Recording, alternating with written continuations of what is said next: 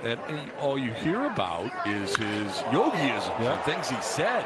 What a player. This one is out to deep left center field, back at the wall, and that ball is gone. Second straight day, Jackson Merrill has hit a home run. Homered yesterday, and this one he takes out to left center field. That could be your center fielder on opening day for the Padres. There it is, Jackson Merrill, opposite field. You heard Don Orsillo. You heard those, what is it? Gosh, I'm blanking on the word for his voice, sultry tones of Don Orsillo. But Jackson Merrill is really doing huge things for the Padres right now. And I think that it's not surprising that he's doing good things, because this is probably, I mean, in all the other trade scenarios, this is why he's staying. They held on to him and they didn't let him go, is because they knew this was ahead. So center fielder, I think, it's just formality when we're saying he could be the starting center fielder. I think he's done enough in this spring training to make himself a part of the opening day roster, make himself a starter on the opening day roster. Not to mention that he hit this home run off of Zach Gallen. So it's not like he was going up against some AA pitcher. He was going up against a guy who pitched very well in the World Series last year. He was in the Cy Young mix for most of last season as well. So it wasn't like he just got lucky off of a bad pitcher. He took Zach Gallen deep. Hello and welcome, everyone. I am Matt Skraby. Welcome to the Skraby Show on 97.3 The Fan. Appreciate everybody who's sticking with me here through 7 p.m. here, and we're going to hear a lot from Mike Schilt tonight. We're going to hear a lot, maybe not a lot, but we're going to hear more from Jackson Merrill. We're going to go heavy Padres today because they are taking off for Korea tomorrow after the game. And like I said in Gwynn and Chris, Tony is already, after his game tomorrow, they are on the plane and they are flying 14 hours to Korea, 14 or 15 hours. So we heard from Jerks and Profar. He and Manny are going to play some FIFA on the way to Korea. So that is going to be, a long flight. I've only had a flight that long once in my life. I think it was from London to San Francisco. That was my flight. And I didn't really prepare as well as I should have, because this flight was like 15 and a half hours. And going from London to San Francisco, you're going against the jet stream, and the jet stream was really strong. So we had to go lower, which means we had to slow down.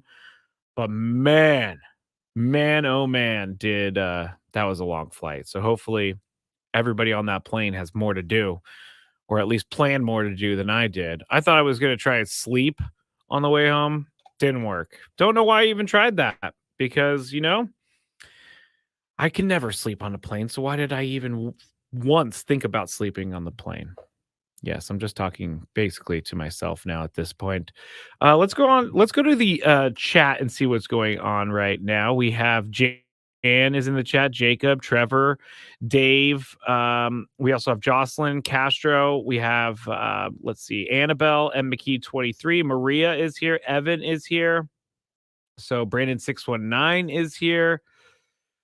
Man, lots of good Padres fans today. I also have some I also saved some of these posts. You know what? Why don't I just go through them right now?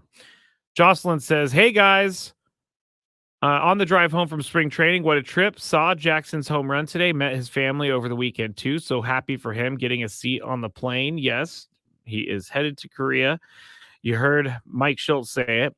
The other one is from Jan. "Hey, Skraby, do you think Sugar or Jose Azocar feels bad because Merrill has taken his place?" Interesting question, Jan. I don't think he feels bad. I mean, he's not feeling good about it. Let's be real. He probably thought that he had a good shot at making the opening day roster as an outfielder this year. And he still could be on the opening day roster, but probably not starting. I think that he is probably feeling motivated instead. What I gather from professional athletes, because again, I have never been one. What I gather from them is they're going to get mad. They're going to get perturbed about certain playing time decisions. But also, I think a lot of these guys can probably admit that someone's better than them. And I would have to think that Jose Azocar sees what Jackson Merrill's doing on a daily basis and probably is feeling okay with Jackson Merrill starting over him. I think it would be much harder to handle if he was someone who he wasn't the person who beat him out, Jose Azocar. I think it would be harder to handle if that person wasn't deserving of the position. But hey, I think he is deserving of the position. EC Money is also in the chat. Is melatonin allowed on a plane? I think that yeah, melatonin's allowed on a plane, but melatonin doesn't really it's not good for me. I don't think melatonin really does anything. And so I would not be taking melatonin. I will say that I did take like ZQuil when I flew back one time and from London. I've been 3 or 4 times. And I flew back and I took ZQuil and I was like stuck in that weird spot between ZQuil sleep land and awake land. And it was not good. I was just stuck on a plane. Annabelle says, I need Padres news. Came out of my royal rabbit hole for this. Yes, if you missed it yesterday, did a lot of talking about Kate Middleton is what I try to say. I also read at the same time performance enhancing substance is what Jacob said. So anyway, Kate Middleton, if you missed all that, go back yesterday, 6:40. More crazy stuff has happened. They're putting out more pictures, but I just don't have the bandwidth today for Kate Middleton talk. So let's get to this.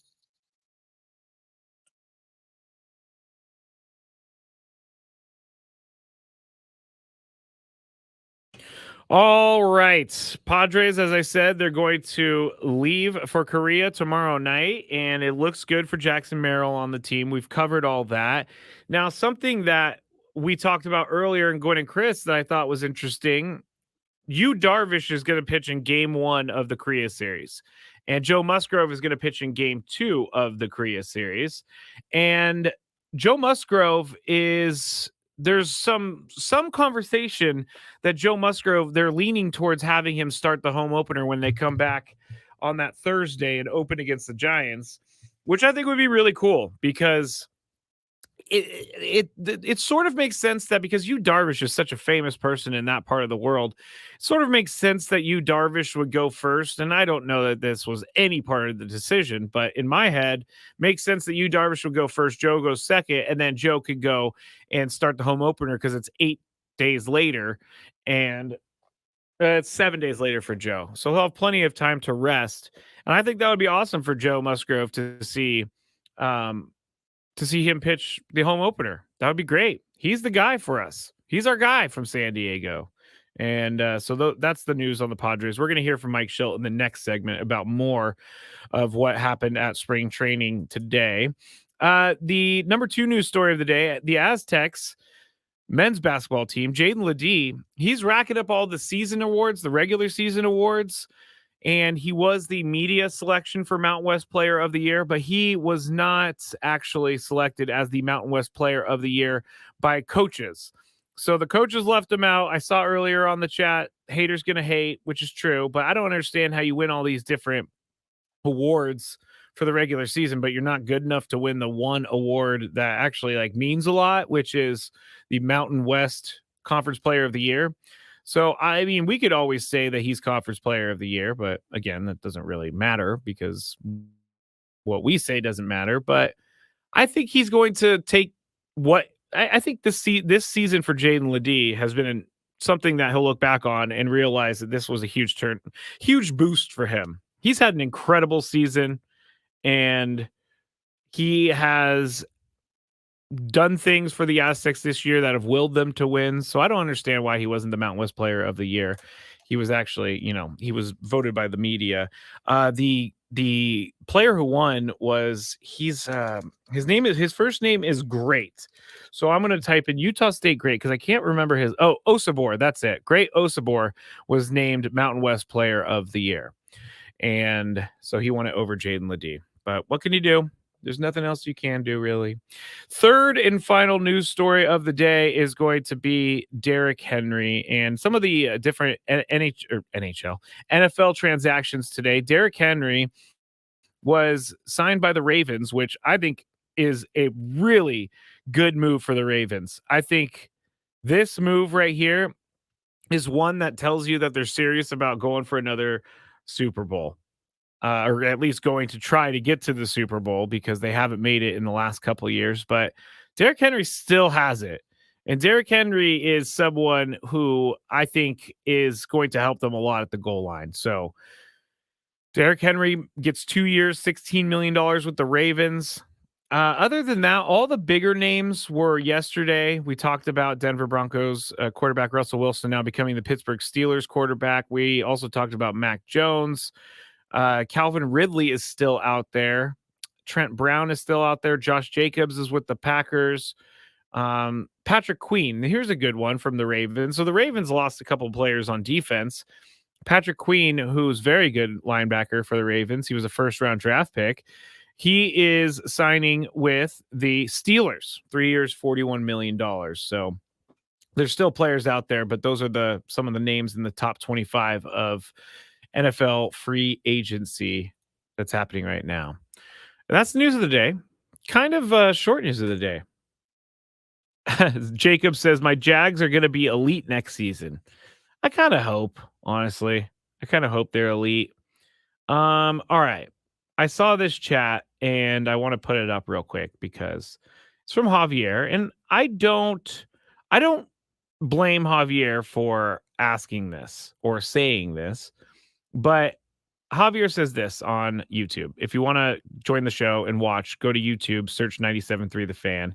And before I forget, because it's right in front of me, Doomslayer, which is a great name.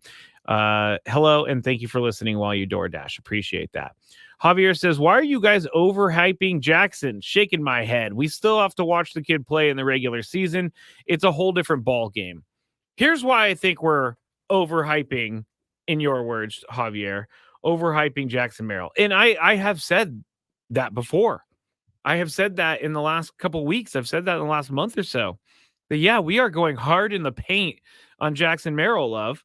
But really, what is there to complain about with Jackson Merrill in spring training? Yes, it is spring training, and everybody tells me that it doesn't matter. But Jackson Merrill is getting better each and every day. We see it. We have like tangible proof that he's getting better as spring training goes along.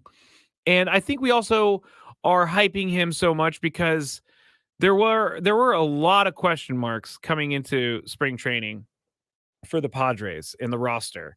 And we had no idea. We thought there was going to be a ton of acquisitions for free agency trades, stuff like that, to try to fill out this roster.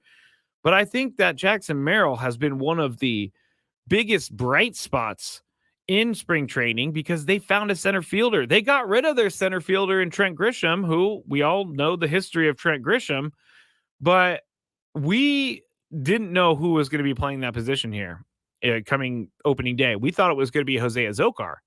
A lot of us, I guess, would have said Jose Azocar. And now we have a young 20-year-old who we've heard about for the last couple of years coming up through the system. We've heard about him not being on the trade block because the Padres really like what they see. The guy plays shortstop, and he's taking over in center field, and he's hit 2 home runs in the last 2 days. Do I think that maybe we are I can't say the word overhyping. I don't think we're overhyping. I think we're hyping correctly because you heard what Alden Gonzalez, said on the interview with Gwynn and Chris. He said that it was he said on Gwynn and Chris that the Jackson that people should be talking about in spring training is not Jackson Holiday of the Baltimore Orioles, but it's Jackson Merrill of the Padres. So if that's the kind of discussion that's happening inside of baseball circles around the league, then I think I can feel pretty good about being as excited about Jackson Merrill as I am. And I've said it before. Jackson Merrill, he's my new favorite Padre. And yes, I know that he's going to struggle this year. And I want to continually, hopefully it doesn't become annoying, but I want to remind everyone that when the struggles happen, it's, he's going to need fans behind him because everybody knows he's going to turn it around. The regular season is something, a whole nother beast. It's 162 games. It's trying to stay healthy. It's trying to stay ahead of the adjustments of the other teams. Pitchers are going to learn how to hit or to pitch to them. He's going to have to turn around and learn how to hit off these pitchers after they're making adjustments. So it's not going to be just this smooth transition. There's not many guys that make it's not many guys that make a transition like that. And sorry, I was reading on the chat. I gotta stop doing that. This is my fault. This is my daily gripe right now, everybody. Is I read on the chat because I see it move, and then I forget what I'm talking about. So this is my fault, everybody.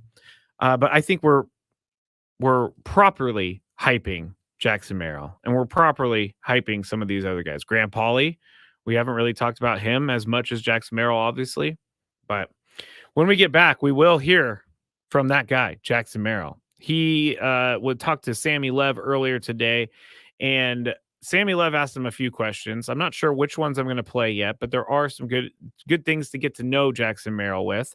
And then I'm going to go check the chat and see what is going on that. And when we get back, we're going to talk more Padres on the Skraby Show on 97.3 The Fan.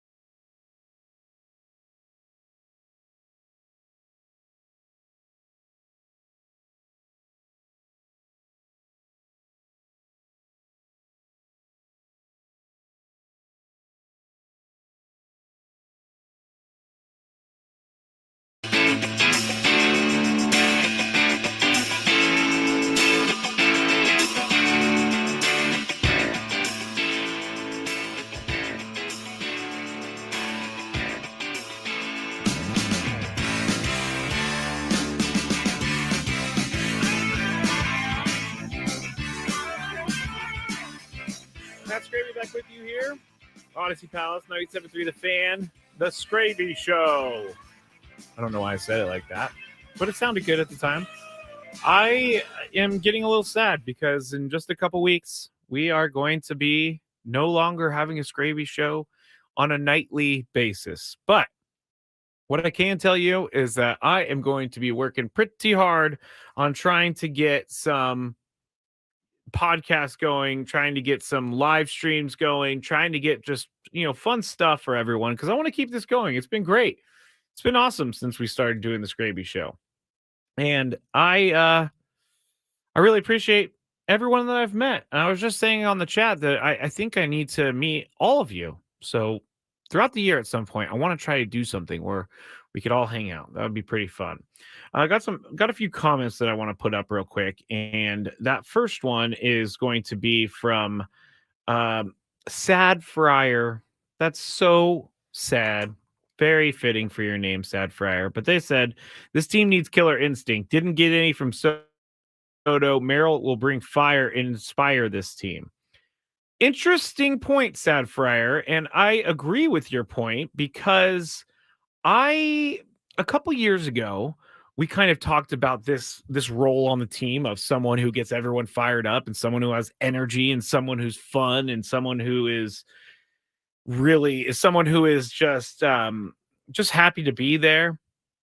And so this year we've seen Jackson Merrill running up and down the dugout, trying to get guys excited before spring training games.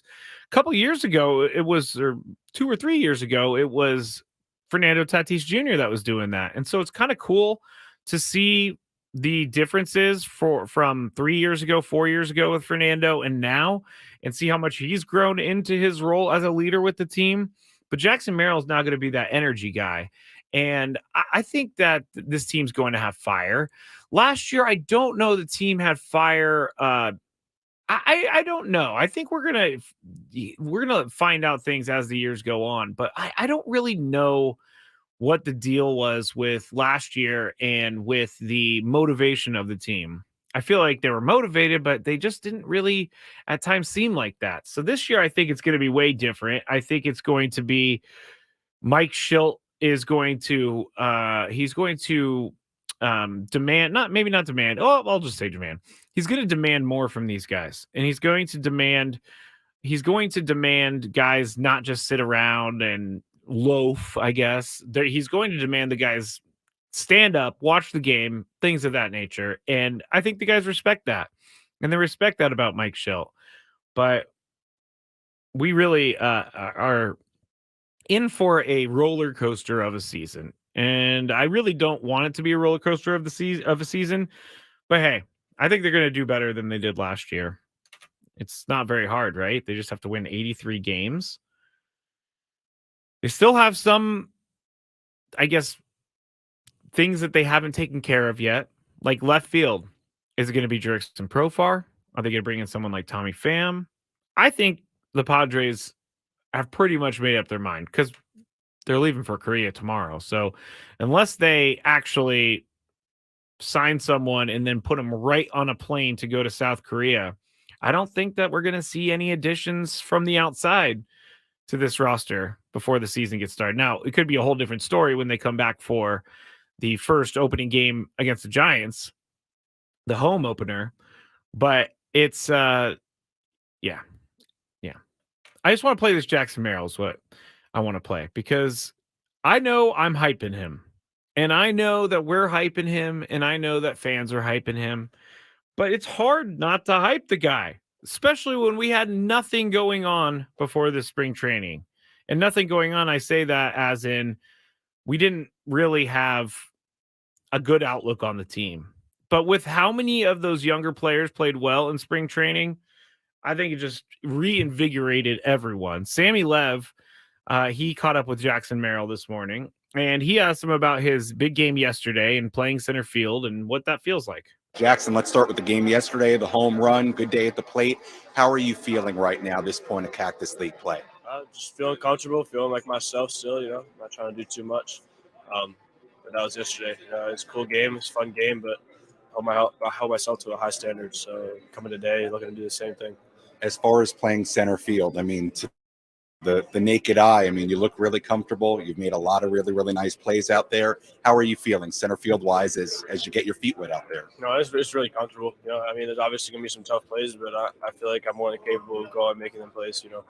I'm more than capable of playing center field in the big leagues. Still like picking stuff up as I go along. Obviously, I'm still young, but I feel comfortable out there. I feel like the transition has gone way better than expected. Jackson, before we get out of spring training camp, I just want to talk a little bit about your journey through high school, through getting drafted by the Padres, because I find it a pretty fascinating story. Let's start with just growing up, being the son of two elementary school teachers. What was life like in the Merrill household? I mean, it was pretty relaxed. There was nothing crazy. My parents are strict and hard on me, obviously, but they weren't crazy. They let me go have fun when I wanted to. And they just were always there for me throughout my childhood. Every time I wanted to go play baseball anywhere, they would travel for me. And I deeply appreciate everything they've done for me. It kind of makes sense now why Jackson Merrill's the way he is. He grew up with two elementary school teachers as parents. That's the first time I've heard that. I grew up with a parent, and it explains why I'm the way I am too. But I think that's pretty cool. Teachers are very underappreciated. So, all right. What else do we got here before we move on into the next segment? I actually, let's stay on this Jackson Merrill thing, because I got a message in the break saying that they weren't aware of some of the things that were said today about Jackson Merrill because they just got in the car. So I want to play one more thing, and that would be Jackson, or the media, asking Mike Schilt about Jackson Merrill making it to the Korea trip. Can you just tell us that Jackson Merrill is going to be on the team? I can tell you Jackson Merrill's going to Korea. That's what I can tell you, Ace. Not that he'll be starting in center field on the 20th. You said it. Obviously, this guy's had a lot of hard outs. He has played really well. What do you see in the last, few days, especially with 2 home runs, one off Zach Allen? Look, he's earned every spot. He's earned his way on the plane. He's earned what's coming after the plane. So he's done a great job, and couldn't be happier for him. Clearly he swung the bat well, played good defense, ran the bases well, plays with a lot of heart, energy, passion, plays smart. Just a lot to like about Jackson Merrill, so good for him. Congratulations to Jackson. How important is his clear kind of confidence that he has in the ability to handle the challenges that will inevitably come given the sport that he's playing? Yeah, it's important. Being able to have self-confidence that's real and belief in yourself and an identity of who you are as a player. This game is really super hard. It's really challenging. So when things don't go as well, you've got a support system, of course, of your coaches and teammates and all the people in your life that have helped you. But ultimately, when you know who you are and what you do, and you go back to that when you need it, it's your anchor. So he's got a good anchor. He's got a good anchor. I like that. So Mike Schilt is all smiles about Jackson Merrill. He's got to be thinking, man, this is working out perfect for me right now. Same with AJ Preller. But again, we had that comment earlier from Javier. Javier said, why are we overhyping Jackson Merrill? Why are we giving him so much credit? All he's done is play spring training games. And that is true. And that is very true. Dominic just chatted something about this overhyping. He says, are we as fans really overhyping him when the manager, the guy who watches him every day and is paid to make these decisions, says things like that? It's a very good point, Dominic. We are kind of following the lead of the team. And I don't think there's anything wrong with being excited. Now, I will say that I probably am 95% excited and 5% like, I guess I'm not expecting as much, just because I know that I've expected a lot from players before and then they don't do what I expect them to do, and it's disappointing. So I think I know what we're going to get as in effort. I know what we're going to get as in defensive play. We've seen this in spring training. It's just, is he going to be able to adjust to the big league life? I mean, he's going up against Tyler Glasnow if he's starting, let's say. He's going up he's going up against Tyler Glasnow in game 1. He's going up against Yoshinobu Yamamoto in game 2. And he's going to get tested.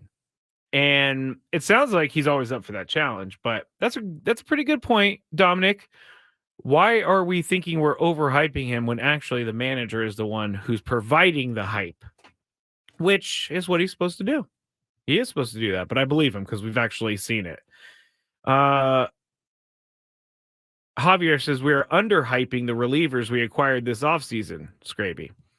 I think so. I mean, but we've seen limited things from them, and I think that we're going to talk about them the more we go along in the season, and the more kind of we watch them, we see how they pitch, if they're successful.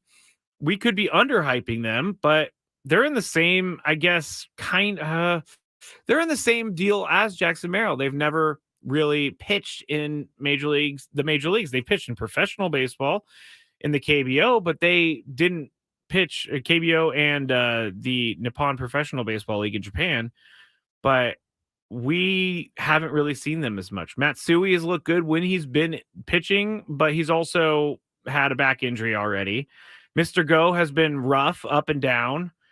I think those are the two ones that stick out to me right now. I know that there's more, but those two guys aren't really making enough news for us to overhype them, or at least hype them. Now that can change easily throughout the season, but right now, I think fans were looking for offense, and they were looking to see what the Juan Soto pieces did, but they were looking for offense. And how are we, our team, the Padres, going to score runs this year?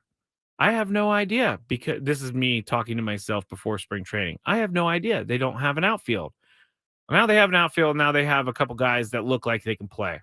So I think that's why we're pretty excited about that. Trevor says if he hits 241 in the first 40 games, he's all good. 211, not so much. I don't mind him hitting 211 in his first 40 games of the major league level. I'm telling everyone right now, you're going to have to be patient, because there is going to be a stretch where he doesn't get a hit for a week, 10 days, 10, 15 games. I don't know. That's a pretty long stretch, but there's going to be stretches where he's not going to play well. And I urge everyone to make sure they continue to stay on that bandwagon, because he will turn it around at some point. He really will. Let's see. Trevor goes on to say Machado gave him great kudos after his dinger. I like that. Annabelle says, I think there's nothing wrong with us being excited about the kid. Last year was so disappointing. That is very, very true. Jack says 211 still 15 points better than Grish. Yeah, Grish was also in like his fourth or fifth year at the major league level. So we already saw what he could do. If Jackson Merrill hits 211 in his first 40 games, I'm not mad at it. Anything above that, I think, is icing on the cake. You can't expect him to hit 350. You can't expect him to hit 270. You got to expect him to hit 240, 230, just because jumping that level is not easy. So thanks for all the suggestions, or not suggestions, comments today on the chat. Someone mentioned a player that the Padres may go after, or maybe should go after, and they were just released. So I'm going to tell you who that player is. We'll read some more chats. And yeah, we're just going to keep going with this Padres theme here on 97.3 The Fan. If you want to get in on it, you can just chat me 833-288-0973, or go to @MattScraby and send me an X post, and I'll see if I can answer those as well. So we'll be back here for the final segment of the Scraby Show on 97.3 The Fan.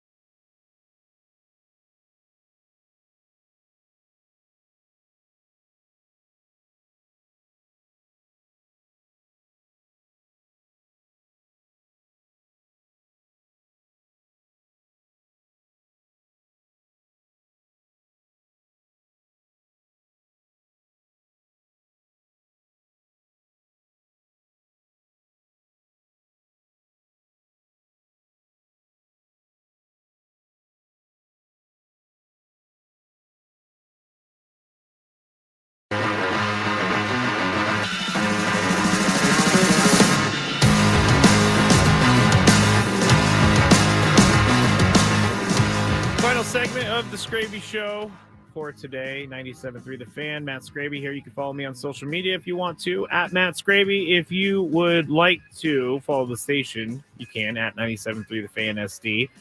If you would like to go and listen to Alden Gonzalez from earlier on Gwen and Chris, you can go to 973thefansd.com, because here it is. Tonight's show kind of, one of the things I love about the Skraby Show is I honestly do not know where this is going to go. I have a plan, but I do not know where this is actually going to go. The theme of the show each night. So that's one of my favorite things, is how it develops. But tonight's theme is, are we overhyping Jackson Merrill? And that seems to be what people are talking about out there. And don't let me start that over. Don't worry, I'm going to get you to that player who got released today in just a second. But Alden Gonzalez was talking about Jackson Merrill with us earlier, and this is the part that I want everybody to hear. Alden Gonzalez is an ESPN national reporter. He talks to a lot of people, and he talks to a lot of high-ranking people. So if he says it, I am going to believe it, but this is what he told us about Jackson Merrill. I talked to a scout at the game today who had been following the Padres around for a while. And I know this sounds like hyperbole, and I don't want to get people like all excited, but he literally told me, he's like, everybody's talking about Jackson Holiday, but Jackson Merrill is the one who looks super locked in right now. There you go. Jackson Holiday, one of the most talked about prospects in baseball. I think he's the number one prospect in baseball. But Jackson Merrill's the guy that should be talked about. And it kind of makes sense. Jackson Holiday is younger. So Jackson Holiday has not had as much time to develop, but Jackson Merrill has definitely done some work down in the minor leagues. We've been reporting on it for a little while now. All right. So that player that just got released, and I saw this in the chat, and I don't know who said it, so I'm sorry I'm not crediting you, but I feel like the Giants did J.D. Davis dirty. Say that 10 times fast. The Giants did J.D. Davis dirty. And the reason I say that is because he came into the year and he was their third baseman. He was going to have a roster spot. And now he has been released. And the reason he's been released is because Matt Chapman was signed by the Giants. And so they didn't really see a need for J.D. Davis, whether or not he's going to play third base, first base, or somewhat in the outfield, DH, whatever. But J.D. Davis is interesting, number one, because I saved his life when the Mets were playing here a couple years ago against the Padres. If you want to see that, it's on my Instagram somewhere. It was a couple years ago, but he came running over to me, and I stopped him from barreling into the fans, and I got caught on TV doing that. So that's my claim to fame with J.D. Davis. But J.D. Davis, I kind of like this aspect to him, because last year he didn't have the greatest season offensively. He was pretty average, and I don't think an average player right now is that bad of a deal for the Padres. But OPS plus last year was 103, meaning he was 3 points higher than average. His WAR was 0.9.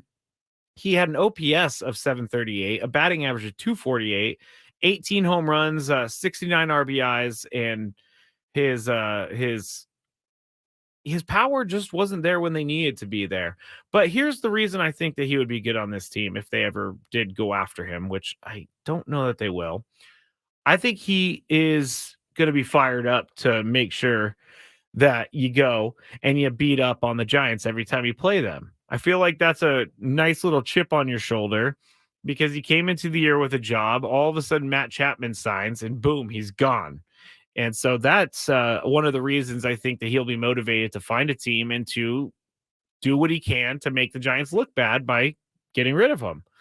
And so maybe the Padres look at J.D. Davis a little bit as well and see if he can come in, maybe DH, something like that. But hey, we don't know yet. He's probably, well, I could say this, he's not going to Korea unless something crazy happens. But there could be some movement throughout the year, depending on what happens with the Padres roster. J.D. Davis could be someone who could help the Padres at some point, and he's very familiar with that National League West. So let's see. Let's see here. Oh, here we go. This is what I want to talk about. Anthony said, who will have a better season, Jackson Merrill or San Francisco's Lee? Now, Lee got paid a ton of money, over $100 million, because he had a good career in the KBO. And I'm going to say,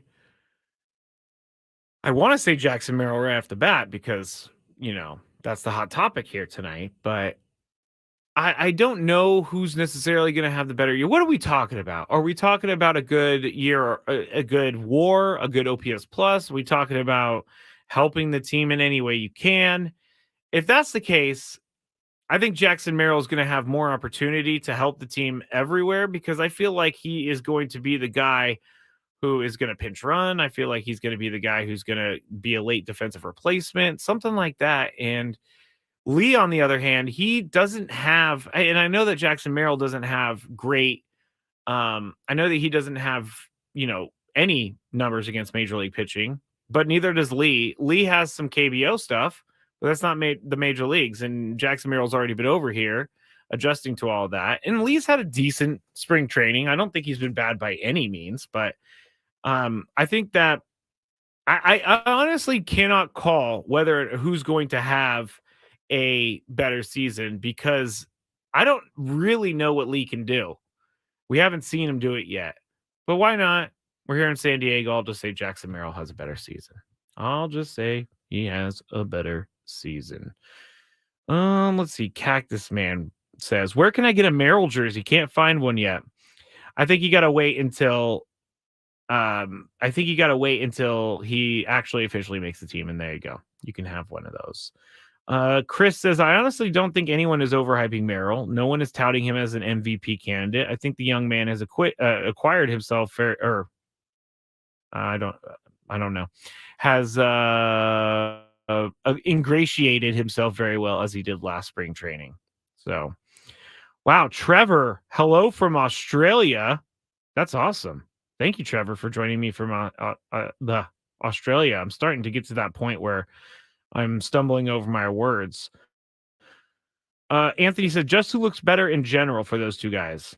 Right now, I would have to say Jackson Merrill looks better. And that's not me being a homer. That's me using my eyeballs. But it can change.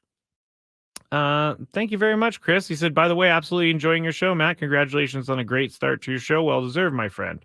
Well, I appreciate that. Everybody's so nice. I love it. I look on the chat and during the Gwen and Chris show, it's people making fun of me. No, not really. I'm just kidding. Everybody's very nice to me. So there are some of the questions from the chat.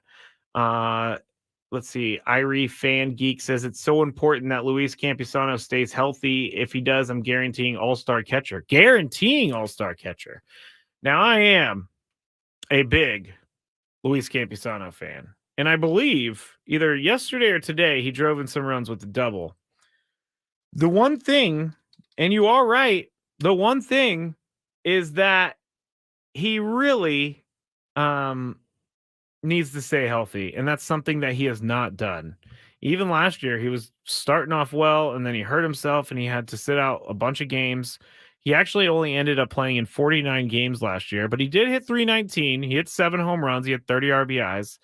Let me go see what he did. I remember him at the end of the season really kind of finding his stride. I just went to his game log. So let me see what happened here in the month of September. He did hit pretty well in September. He hit 359 in September. He had 64 at bats. He had 2 homers, 16 RBIs, only struck out 7 times, and he only walked once, but his OPS was 888. He had 3 doubles in that time in the 23 hits. So Luis Campusano, if he can stay like that, just hitting around, I know it's really difficult for me to say, just hit around 300 and everything will be fine. But it will be. It kind of reminds me, those numbers kind of remind me of Buster Posey numbers when he started doing things for the Giants, when he won that Rookie of the Year and the MVP. Those are Buster Posey numbers, and Buster Posey is a future Hall of Famer.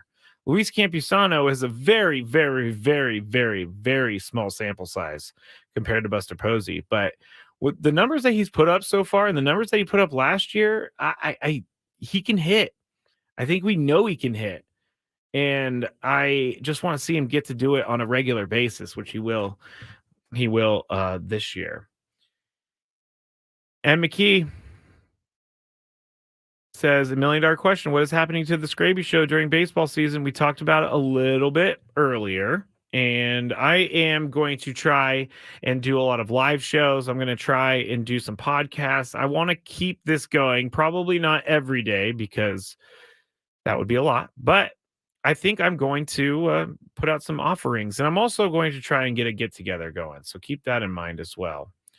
Keep that in mind. Anthony, Skraby Show has the least toxic and most chill chat. Thank you very much, Anthony. I appreciate that. I pride myself on that. All right, I told you about a tweet earlier from a player from 1908 that had a nickname, and the nickname, I did repost this on my X account at Matt Skraby. You just have to scroll down a little bit. But George Hackett is his name. He apparently, according to this baseball history post, the world's largest baseball player was 450 pounds and played for the 1908 Citizens baseball team in Pennsylvania. Now, the reason I'm bringing this up is not because he's 450 pounds, but they have a picture of Mr. George. His nickname is Fatty. Fatty. So they weren't pulling any punches back in 1908. His name is George Fatty Hackett. And that is a nickname that means something. Because when you look at him, you're like, oh, that's why. I mean, I feel bad for calling the guy Fatty, but that was his nickname. So if other people are calling him Fatty, why can't I call him Fatty? If someone called me Fatty when I was younger or whatever, I'd probably cry. What's annoying Skraby today? Let's find out. It's time for the Daily Gripe. Flanders said, just got back from my son's t-ball game. Agree, great vibes up in here. I like that. Dave says fatty. I mean, like fatty, Fatty. Like he's a large man and they called him Fatty. So poor guy, Mr. Hackett, just being called Fatty. I had to do some research on this. Couldn't find any numbers on him. But anyway, Daily Gripe is now. And I gotta say, I tried all day to get a Daily Gripe. I'm feeling really good today.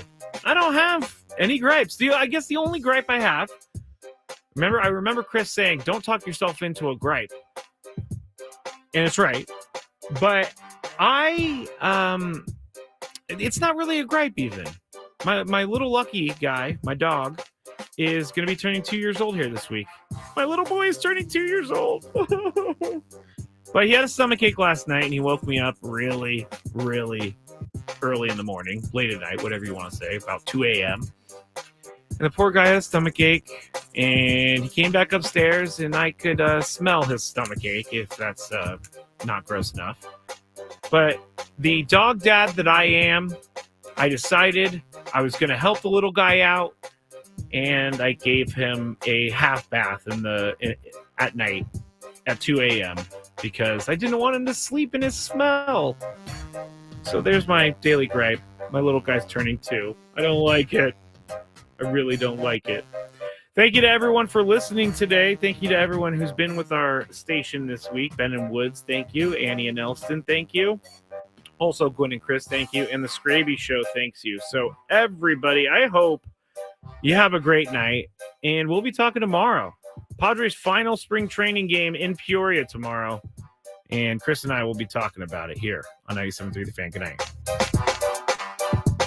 Hey, it's Annie from Annie and Elston. We like to have fun and make you laugh as we talk Padres baseball and what's going on in our lives. Listen to Annie and Elston weekdays from 10 to 2 on San Diego's #1 sports station, 97.3 The Fan.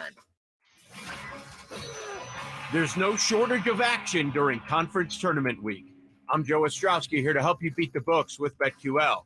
There will be college basketball action all day long, and the BetQL model has you covered. BetQL has 4- and 5-star best bets for all the conference tournament games to keep you locked in all day. I'm Joe Ostrowski. Bet smarter and beat the books. Download the BetQL and BetMGM apps today. For the ones who work hard to ensure their crew can always go the extra mile, and the ones who get in early so everyone can go home on time, there's Grainger, offering professional-grade supplies backed by product experts so you can quickly and easily find what you need. Plus, you can count on access to a committed team ready to go the extra mile for you. Call, click Grainger.com, or just stop by. Grainger, for the ones who get it done.